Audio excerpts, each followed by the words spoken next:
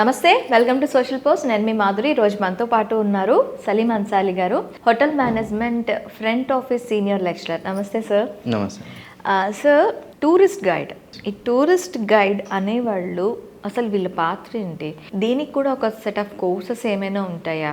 Hotel management and టూరిజంలో వీళ్ళ పాత్ర ఏంటి? టూరిస్ట్ గైడ్ అనేవాళ్ళు చాలా ఇంపార్టెంట్ పర్సన్ అండి. యాక్చువల్గా మనం ట్రావెల్ చేస్తూ ఉంటాం, టూర్కి వెళ్తూ ఉంటాం. సో టూర్కి వెళ్ళినప్పుడు ఏంటంటే మనం సర్టెన్ ప్లేసెస్ చూస్తాం.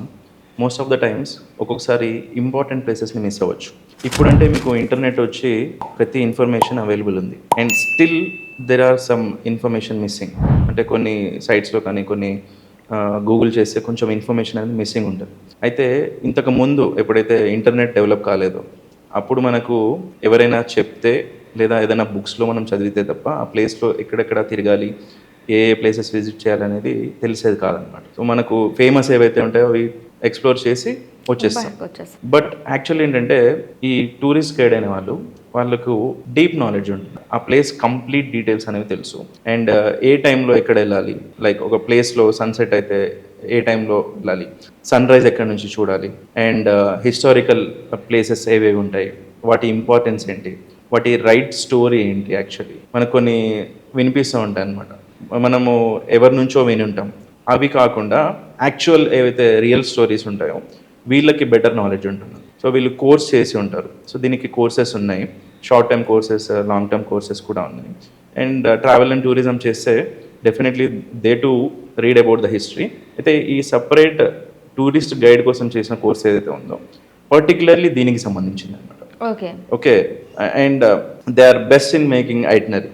సో ఈ ఐటనరీ ఏంటంటే మార్నింగ్ టు ఈవినింగ్ మనం ఏ ప్లేసెస్కి వెళ్ళాలి, ఏ టైంలో వెళ్ళాలి, ఎక్కడ ఫుడ్ తీసుకోవాలి, ఏ టైంలో ఎంతసేపు మనం వెయిట్ చేయగలుగుతాం, ఈ పాసిబిలిటీస్ అన్నిటిని ఒక లిస్ట్ అవుట్ చేసిన తర్వాత దానికి సంబంధించిన ప్రతి ఒక్క స్టెప్ బై స్టెప్ విజిటింగ్ అనేది వీళ్ళు పాసిబుల్ అయ్యేలాగా చేస్తారనమాట. So they save hour time first.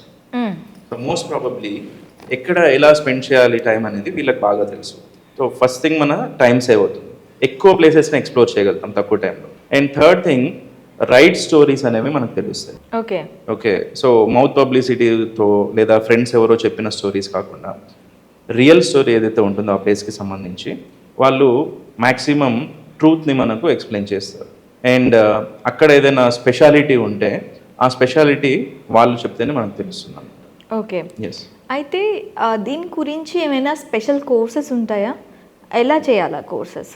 Yes madam, ఇప్పుడు ఏదైతే మనం టూరిజంకి సంబంధించి కోర్స్ ఏదైతే చేస్తున్నామో సేమ్ వేస్ దానికి సంబంధించి రీసెర్చ్ ఉంటుంది. ఇప్పుడు ఎగ్జాంపుల్ ఒక హైదరాబాద్కి సంబంధించి టూరిస్ట్ గైడ్గా వెళ్ళాలనుకున్నాం. సో మనం ఏ ఏ ప్లేసెస్కి తీసుకెళ్ళాలి అనే దాని మీద గోల్కొండ ఫోర్ట్ అయి ఉండొచ్చు, చార్మినార్ అయి ఉండొచ్చు, కుతుబ్ షాహీ టూమ్స్ అయి ఉండొచ్చు, వీటి హిస్టారికల్ స్టోరీస్ ఏవైతే ఉంటాయో ఇవన్నీ తను రీడ్ చేసి ఉంటాడు అనమాట. అండ్ ఎవరైతే సీనియర్ హిస్టోరియన్స్ ఉంటారో, సీనియర్ గైడ్స్ ఎవరైతే ఉంటారో వాళ్ళ నుంచి నాలెడ్జ్ ట్రాన్స్ఫర్ అనేది చేస్తారు. మనకు జనరల్గా మనము ఏం చేస్తామంటే గూగుల్ చేస్తాం. వీళ్ళు సీనియర్ హిస్టోరియన్స్ ఎవరైతే ఉంటారో వాళ్ళ దగ్గర నుంచి, సీనియర్ గైడ్స్ దగ్గర నుంచి వీళ్ళు ప్రాపర్ ఇన్ఫర్మేషన్ అనేది పుల్ చేస్తారు. సో వీళ్ళు మనకు ప్రాపర్ గైడెన్స్ అనేది ఇవ్వగలుగుతారు. ఓకే, సో ఈ కోర్సెస్ చేసిన తర్వాత మనకి ఎక్కడెక్కడ ఆపర్చునిటీస్ ఉంటాయి? మోస్ట్లీ ట్రావెల్ అండ్ టూరిజంలో, లైక్ ప్రైవేట్ ట్రావెల్స్ అయి ఉండొచ్చు లేదా గవర్నమెంట్ ట్రావెల్ అండ్ టూరిజంలో ఉండొచ్చు. సో వీళ్ళకి ఆపర్చునిటీస్ అనేవి ఉంటాయి. మనము ఎట్లా అయితే ఒక ప్యాకేజ్ని సెలెక్ట్ చేసుకుంటామో, ఎగ్జాంపుల్ కాశ్మీర్ వెళ్ళాలనుకుంటున్నాము. సో కాశ్మీర్లో ఎన్ని డేస్ ఉండాలి, ఏ ఏ ప్లేసెస్ తిరగాలి, దాంతోపాటు అక్కడున్న ప్లేసెస్కి సంబంధించిన ఇన్ఫర్మేషన్ కోసం ఒక పర్సన్ అనేవాడు మనతోటి ట్రావెల్ అవుతాడు అనమాట. సో స్టార్టింగ్ డే నుంచి ఎండింగ్ వరకు ఆ ప్లేసెస్కి సంబంధించిన అంత ఇన్ఫర్మేషన్ అనేది మన దగ్గర రైట్ ఇన్ఫర్మేషన్ ఉంటుంది అన్నమాట. సో ఇలాగా మనము గవర్నమెంట్ అయ్యొచ్చు, ప్రైవేట్ సెక్టర్స్లో అయ్యొచ్చు, ట్రావెల్ అండ్ టూరిజంలో మనం జాబ్ కోసం వెళ్ళొచ్చు, అప్లై చేసుకోవచ్చు. ఓకే, అబ్రాడ్స్కి వెళ్ళే ఛాన్సెస్ ఉంటుందా వీళ్ళు టూరిస్ట్ గైడ్గా ఒక కోర్స్ కంప్లీట్ చేసిన తర్వాత? డెఫినెట్లీ మేడం, అంటే వీళ్ళు రీసెర్చ్ చేసిన ప్లేసెస్ని బట్టి కూడా ఉంటుంది. అండ్ లైక్ ఇలాగే కాకుండా ఏదైతే మనం చెప్పుకున్నట్టు ప్రైవేట్ గవర్నమెంటే కాకుండా పర్సనల్గా కూడా వీళ్ళు బ్లాగింగ్ కూడా చేసుకోవచ్చు, లాగింగ్ చేసుకోవచ్చు. ఈ ఆపర్చునిటీస్ కూడా ఉన్నాయన్నమాట. అండ్ అబ్రాడ్కి సంబంధించి జనరల్గా అయితే అక్కడ లోకల్ పీపుల్ ఎవరైతే ఉంటారో వాళ్ళకే ప్రిఫరెన్స్ ఎక్కువ ఉంటుంది. ఎందుకంటే ఏ ఏరియాకి సంబంధించి అక్కడ ఏరియా వాళ్ళకి ఎక్కువ నాలెడ్జ్ ఉంటుందండి. ఓకే. ఓకే, సో వీళ్ళు డెఫినెట్లీ అన్ని ప్లేసెస్ గురించి తెలుసుకుంటారు, పర్టికులర్లీ ఆ ప్లేస్ గురించి ట్రైన్ అయి ఉన్నారు కాబట్టి సో అక్కడ లోకల్ పీపుల్ని హైర్ చేసుకుంటారు. మెయిన్ థింగ్ రీజన్ ఏంటంటే లాంగ్వేజ్ బ్యారియర్. ఇప్పుడు డెన్మార్క్ వెళ్తున్నాడు అనుకుందాం, అక్కడ ఆపర్చునిటీ ఉంది, కానీ ఇతనికి అక్కడ లాంగ్వేజ్ వచ్చి ఉండాలి. ఓకే. రైట్. అండ్ బేసిక్గా అక్కడి లాంగ్వేజ్ కాకుండా ఇంటర్నేషనల్లీ ఇంగ్లీష్ తెలిసి ఉండాలి, ఫ్రెంచ్ కూడా తెలిసి ఉంటే ఇంకా బెటర్ ఉంటుంది. ఓకే. ఓకే, అందరూ గెస్ట్ వచ్చేవాళ్ళు ఇంగ్లీష్ తెలిసిన వాళ్ళు ఉండకపోవచ్చు. సో మోస్ట్ ప్రాబబ్లీ ఆ రీజన్ తోటి లోకలైట్స్ అయితే అక్కడ బెస్ట్ ఇన్ఫర్మేషన్ ప్రొవైడ్ చేయగలుగుతారు. అంటే లోకల్ లాంగ్వేజ్ కొంతలో కొంతైనా తెలుసుకోగలిగి ఉండాలి. ఎగ్జాక్ట్లీ. ఓకే. ఇంకా ఎలాంటి ఆపర్చునిటీస్ ఉంటాయి సార్ టూరిస్ట్ గైడ్గా ఒకవేళ కోర్స్ చేస్తే? టూరిస్ట్ గైడ్గా అంటే ఇదే same thing, like all over ఇండియాలో మనకు హిందీ తెలుగు తెలిసి ఉండాలి, హిందీ ఇంగ్లీష్ తెలిసి ఉండాలి, లోకల్గా ఉంటే తెలుగు తెలిసి ఉండాలి. సో వీళ్ళకి ఇప్పుడు ఓన్లీ టూరిస్ట్ గైడ్గా చేసిన తర్వాత లైఫ్ లాంగ్ వాళ్ళు టూరిస్ట్ గైడ్గానే ఉండరు. So they can go for better opportunities. Okay. Okay, travel and టూరిజంలో వేరే ఆపర్చునిటీస్ కోసం వాళ్ళు అప్లై చేసుకోవచ్చు. సో ఎప్పుడైతే వాళ్ళు ఒక పర్టికులర్ టైం వర్క్ చేస్తారో దాని తర్వాత they can go for better opportunities. Okay. After that ఏముంటాయి సార్? టూరిస్ట్ గైడ్గా వెళ్ళారు, తర్వాత ఏముంటాయి వాళ్ళకి? దీంట్లో హైరార్కీ అంటూ స్పెసిఫిక్గా ఏం లేదు మేడం. ఇప్పుడు ఎట్లా అంటే ఈ ఆఫీస్లో ఒక 20 మంది పనిచేస్తున్నారు అనుకోండి, డిఫరెంట్ సెక్టర్స్లో. సో ఒక పర్టికులర్ టైం పనిచేసిన తర్వాత వేరే సెక్టర్లో ఏదైనా పాసిబిలిటీ ఉంటే, తనకు ఆ నాలెడ్జ్ ఉంటే, సో అందులో కూడా వీళ్ళు పనిచేయచ్చు అనమాట.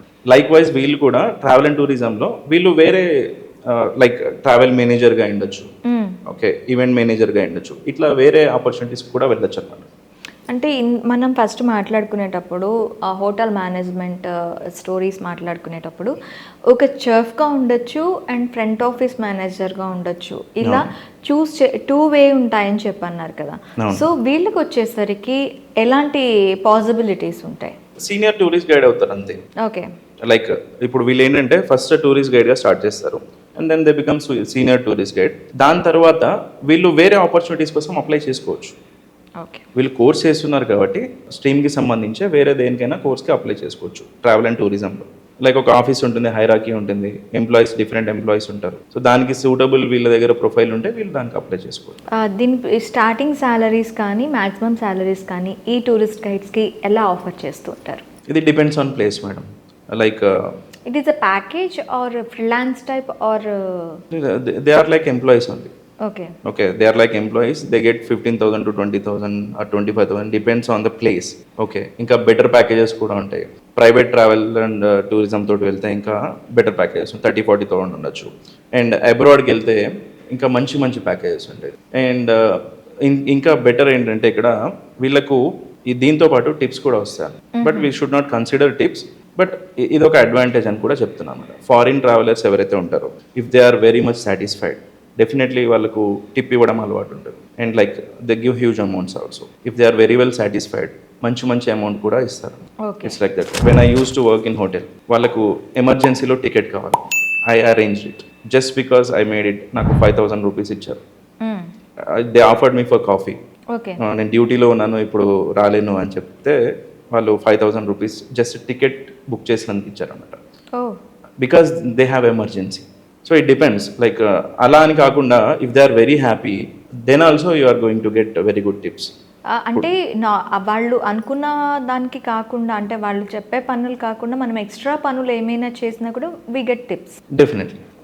We have to be ready for that. అంటే యాన్సిలరీ జాబ్స్ ఏమైనా ఉంటే వాళ్ళకి ఏదైనా అవసరం ఉంది, సో డెఫినెట్లీ చేయాల్సి ఉంటుంది. ఫ్రంట్ ఆఫీస్లో చేస్తాం అది, అండ్ టూరిస్ట్ గైడ్గా చేస్తాము. So if they are happy definitely they will make us happy also.